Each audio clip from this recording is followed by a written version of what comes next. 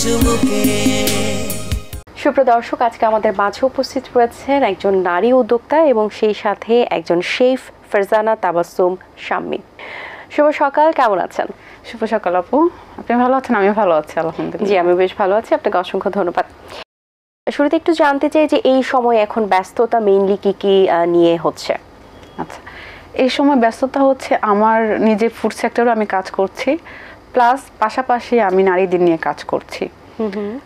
নারীদের কাজটা হচ্ছে যে আমি প্রতি মাসে আমাদের একটা কমিটি আছে, সে কমিটিতে আমরা 11 জন আছি। 11 জনে আমি হচ্ছি প্রেসিডেন্ট। তো এই আমার কাজটা হচ্ছে যে আমি কিভাবে মেয়েদের সামনে এগিয়ে নিয়ে যাব। আমরা চিন্তা করি যে যারা নিজের পরিচিত করতে পারছে না, তাহলে এটা কিভাবে করা যায়, আরও সামনে আগানো যায়। তো আমরা মেলার চিন্তা করলাম যে এভরি মান্থে আমরা একটা মেলা আয়োজন করি। এটা হচ্ছে কমিউনিটি সেন্টারে, হচ্ছে ইনডোরে, হচ্ছে আউটডোরে না। আচ্ছা, ঢাকার মধ্যেই, ঢাকার নরসিংদীতে হচ্ছে, মাধবদী থানা। তারপরে সেখানে প্রায় 35-40 জন নারী উদ্যোক্তা স্টল নিতে পারে, কারণ একটা সেন্টার এর চেয়ে বেশি মানে আমরা পারি না দেওয়ার জন্য। তো দেখা যায় ওইখানে অর্গানিক প্রোডাক্ট, কেউ ফুড সেক্টরে, কেউ হচ্ছে মেহেদি সেক্টরে, অর্গানিক যারা অয়েল তৈরি করছে তারা, কাপড়ের সেক্টর, তারপরে হচ্ছে কসমেটিক্স যারা জুয়েলারি তারা কাজ করছে, হোমমেড খাবার যারা তৈরি করছে, ওগুলো নিয়ে আমরা দেখা যাচ্ছে মেলা হচ্ছে। মাশাআল্লাহ, ওরা অনেক ভালো করতেছে ডে বাই ডে, এবং তাদের পরিচিত হচ্ছে। কারণ মেলাতে এসে যখন ফুডটা টেস্ট করে তখন কিন্তু তার কার্ডটা নিয়ে যায় এসে, যে আপুর খাবারটা আমাদের ভালো লেগেছে, তখন তাদের কনফিডেন্স বাড়ে। হ্যাঁ, একটা কানেকশন হচ্ছে আসলে কাস্টমারের সাথে, যারা আসলে এই পণ্যগুলো যাদের প্রয়োজন।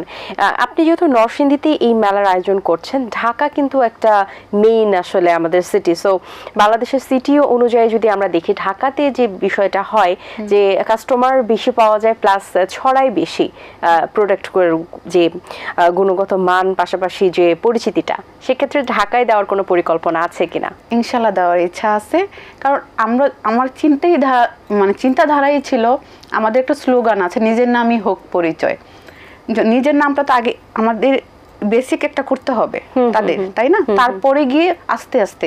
তো আমার চিন্তা হচ্ছে প্রথম জেলায়, তারপরে ঢাকায়, তারপর দেশের বাহিরে। আচ্ছা, আমার এই ফেয়ারটা আগে নিজের জেলার মধ্যে পরিচিত হবে, তারপর ঢাকা যাবে, তারপর দেশের বাইরে যাবে, স্টেপ বাই স্টেপ যাবে, এগিয়ে যাবেন।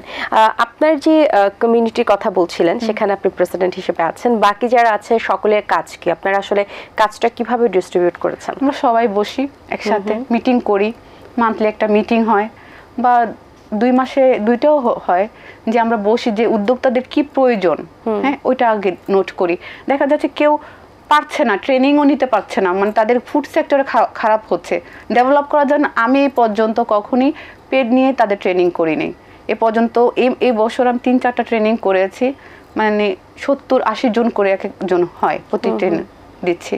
তো দেখা যাচ্ছে যে তারা মানে আসতেছে কিন্তু পেড করতেছে না, আমি একদম ফ্রিতে করাচ্ছি, তাদের কনফিডেন্স বাড়াচ্ছি। তখন এই যে মিটিংয়ে আমাদের হচ্ছে 11 জনের, তখন আমরা আরও সিদ্ধান্ত নিই তাদের মানে কি প্রয়োজন, তাদের কি সুবিধা অসুবিধাগুলো দেখি।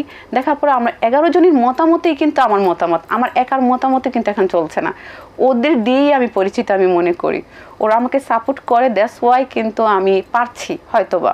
আর আমার কাজটা কিন্তু শুধু কমিটি দিয়ে না, আমি এর আগে থেকেই আমি শাম্মী, ফারজানা তাবাসসুম শাম্মী, শাম্মীস কিচেন নামে পরিচিত, আগে থেকেই আমি নারীদের নিয়ে কাজ করছি।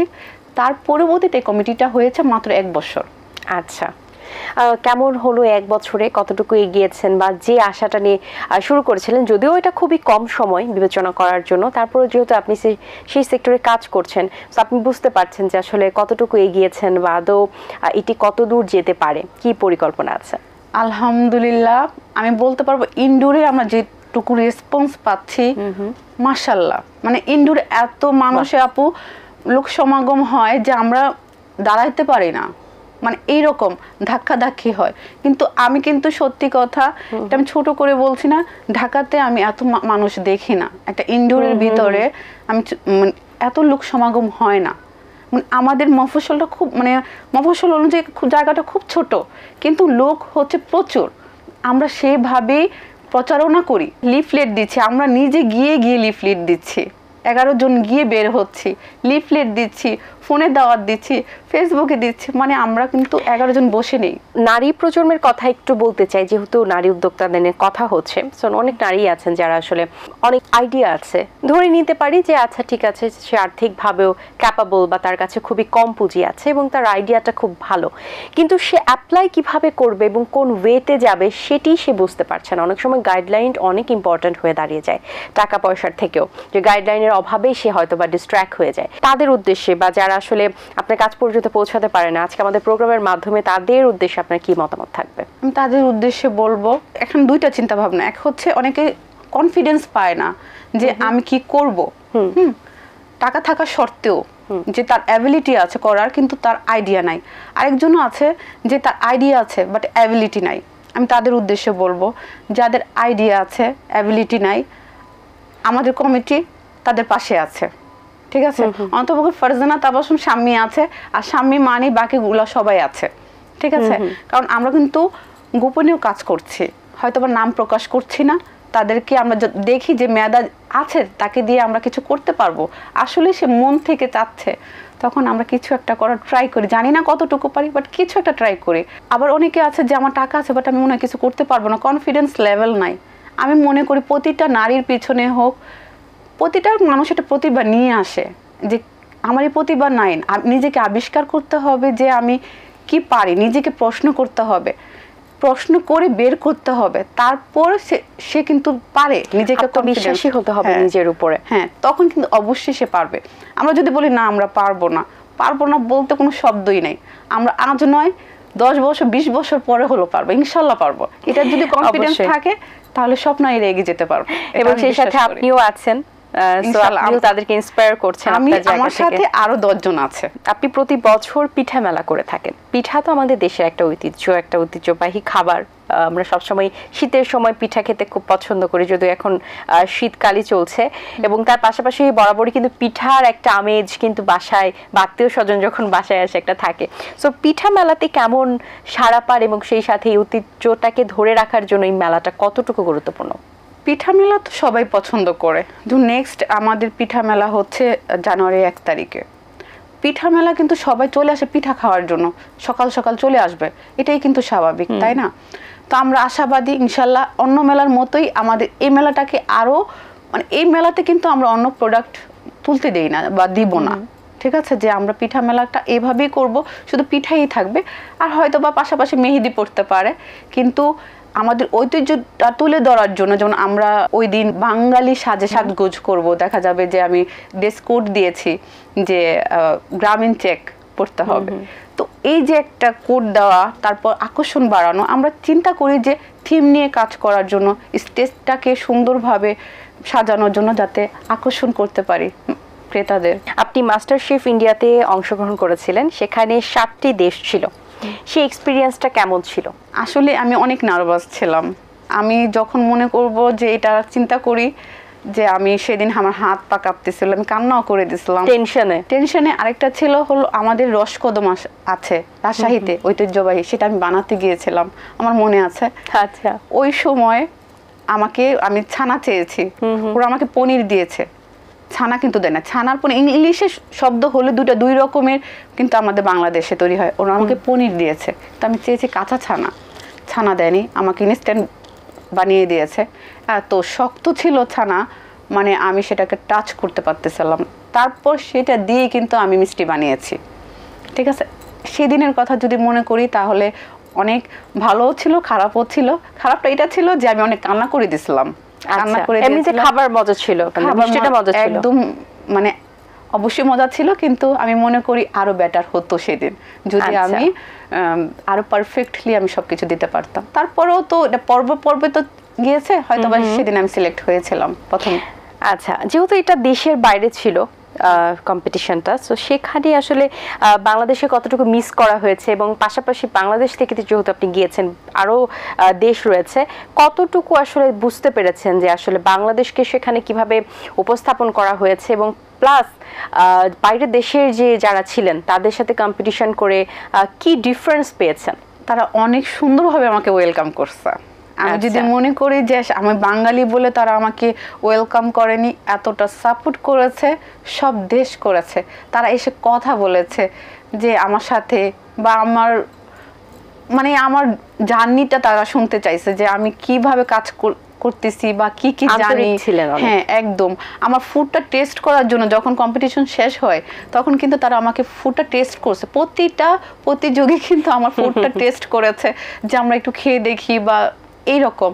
আর তারা সবসময় বাংলাদেশকে সাধুবাদ জানায়। আমরা যদি মনে করি যে বাংলাদেশকে তারা ওয়েলকাম করে না, না, নেপাল ছিল, ফ্রান্স ছিল, পাকিস্তান ছিল, ভুটান ছিল, শ্রীলঙ্কা ছিল, বাংলাদেশ ছিল, ইন্ডিয়া ছিল, এই যে 7টা দেশ ছিল, সবাই কিন্তু বাংলাদেশকে ভালোভাবে চেনে এবং মাশাআল্লাহ অনেক রেসপেক্ট করে। আমি দেখিনি তাদের মধ্যে কোনো ধরনের দ্বিধাবোধ কাজ করেছে।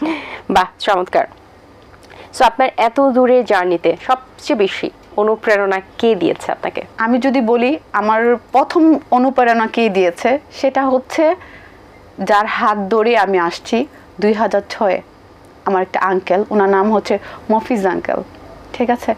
উনি আমাকে বলেছিলেন তুমি দাও। তো ছোট্ট আমি দিব কিভাবে, আরে দাও, কিছু হবে না, আব্বাকে রাজি উনি করান এবং ওনার মেলা উনি করে। সেদিন কিন্তু আমার জার্নিটা একটা মেলার মাধ্যমেই হয়েছিল। আচ্ছা, তো উনি সাহস না দিলে হয়তো বা আজকে আমি আসতাম না। তো ফার্স্ট অনুপ্রেরণা হচ্ছে আমার উনি। তারপরে তো ফ্যামিলি সাপোর্ট অবশ্যই আছে, আর ফ্যামিলি সাপোর্টের মধ্যে যদি বলি আমার বোনরা করেছে। ওকে, আমার বোনরা সাপোর্টেই আমি এতটুকু। এর পরবর্তীতে আমার একটা ফ্রেন্ড আছে যার নাম আমি এখন বলতে চাচ্ছি না, কিন্তু সে আমাকে প্রচণ্ড লেভেলে সাপোর্ট করেছে, বা লাস্ট 1.5 বছর অনেক সাপোর্ট করেছে, ঠিক আছে? যে তুমি করো বা করতে মানে পারবা তুমি। আবার আমি লাস্টে একটু গ্যাপ দিয়েছিলাম, তো সে কিন্তু উৎসাহ দিয়েছে, আবার অনুপ্রেরণা করেছে যে তুমি যে পারবা, তুমি যাও। মানে অসুস্থ হয়ে গিয়েছিলাম, যে আমার মনে হচ্ছে যে একটু ব্রেক নেই, কিন্তু ব্রেকের পরে কিন্তু সেই আমাকে বলতেছিল যে কাজে নামা উচিত। আচ্ছা, জীবনে প্রথম যখন একজন শেফ হিসেবে বলি বা কিংবা বাসায় যখন রান্না করেছিলেন বা যেখানেই রান্না করে থাকেন না কেন, প্রথম রান্নাটা কি করেছিলেন এবং প্রথম কমেন্ট কি এসেছিল এবং আপনার প্রথম রান্নাটি কে খেয়েছিলেন? প্রথম আমি যেটা মনে আছে, ক্লাস 3 বা 4 হবে, এইরকমই হবে, 4 হবে না 3 হবে, যেটা আমি রান্না করেছিলাম ডিম ভুনা করেছিলাম, এবং সেটা হাঁসের ডিম ছিল। আমার মনে আছে। কেমন হয়েছিল? সবাই তো অনেক তারিফ করেছে। অনেক। খেয়েছিলেন প্রথম কে, মানে টেস্ট করেছিলেন কে? আমার কি কমেন্ট এসেছিল ফার্স্ট টাইমে? আমার ছোট আম্মা, যাকে আমি ও আম্মা বলি। আচ্ছা, ও আম্মা। উনি খেয়েছিলেন। আমার মনে আছে যে আমি রান্না করার পর উনি খেয়েছিলেন। চড়ুইবাতি বলে না যে অনেকে, এটা আমরা আমাদের আঞ্চলিক ভাষা বলে জোলাবাতি। আচ্ছা, ঠিক আছে, সেটা রান্না করেছিলাম এবং উনি খেয়েছিলেন। ওকে, আমাদের গল্পে আড্ডায় সময় শেষ। অনেক ভালো লেগেছে আপনার সাথে কথা বলে, খুবই চমৎকার কথা বলেন আপনি, এবং সেই সাথে চমৎকার রান্নাও করেন। অবশ্যই কখনো দাওয়াত দিবেন, অবশ্যই খেতে চলে আসবো। অনেক শুভকামনা রইল আপনার জন্য। আগামী পথ চলা আরো সুন্দর হোক, সহজ হোক। সেই সাথে ভালো থাকবেন সব সময়। দেখা হবে আবার। আপনাকে অনেক ধন্যবাদ এবং এটিএন বাংলাকে ধন্যবাদ যে আমাকে এখানে আমন্ত্রণ করার জন্য।